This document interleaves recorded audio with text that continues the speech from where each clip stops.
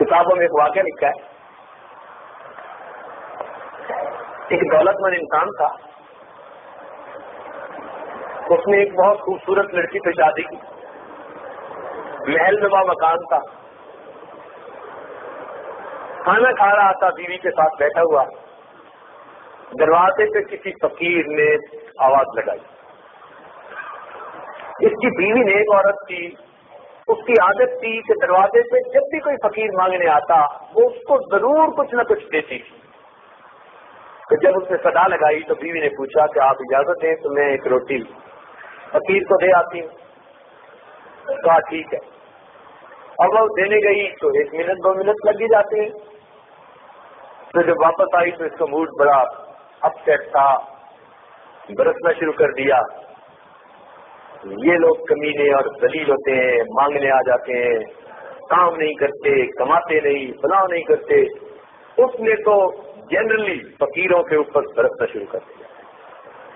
اب کچھ ہوتے معذور ہیں، مجبور ہیں، ہر ایک کے حالات ایک جیسے تو نہیں ہوتے، لیکن اس کی تکبر کی یہ باتیں اللہ رب العزت کو ناپسند آ گئی۔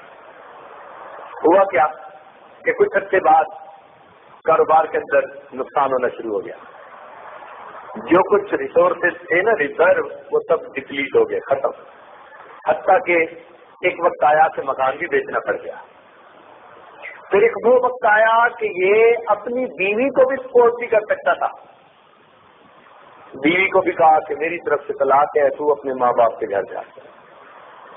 اتنے حالات برے ہوئے، لڑکی ماں باپ کے گھر آ گئی، 1 سال اپنے گھر اس گھر پہ رہی، خوبصورت تھی، خوبصیرت تھی۔ 1 سال کے بعد پھر اس کے رشتے کا پیغام آیا، ماں باپ نے رشتہ کر دیا۔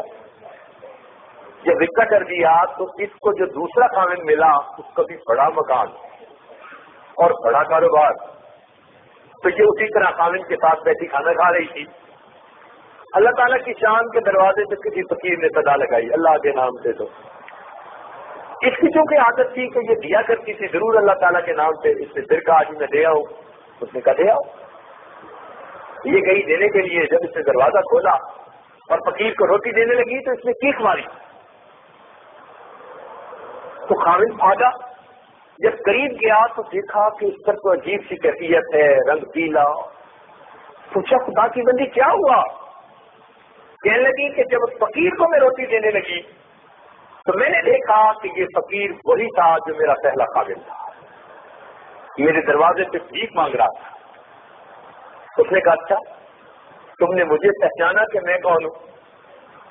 اس نے کہا تم کون ہو؟ کہنے لگا یاد کرو ایک وقت تھا جب تم روٹی دینے آئی تھی اور میں تمہارے دروازے پہ بھیک مانگنے کے لیے کھڑا تھا۔ اللہ رب العزت نے اس کے تکبر کے بول کے بدلے اس کا محل، اس کی بیوی، اس کی ساری کچھ اس کے فقیر کو دے دیا، اور وہ بندہ جو تکبر کی باتیں کرتا تھا اس کو فقیر بنا کر اس کے دروازے پر کھڑا گیا۔ تو ہم اپنی اوقات نہ بھولیں، سمجھے؟ کسی کو تانا نہ دیں، کسی کو آر نہ دلائیں۔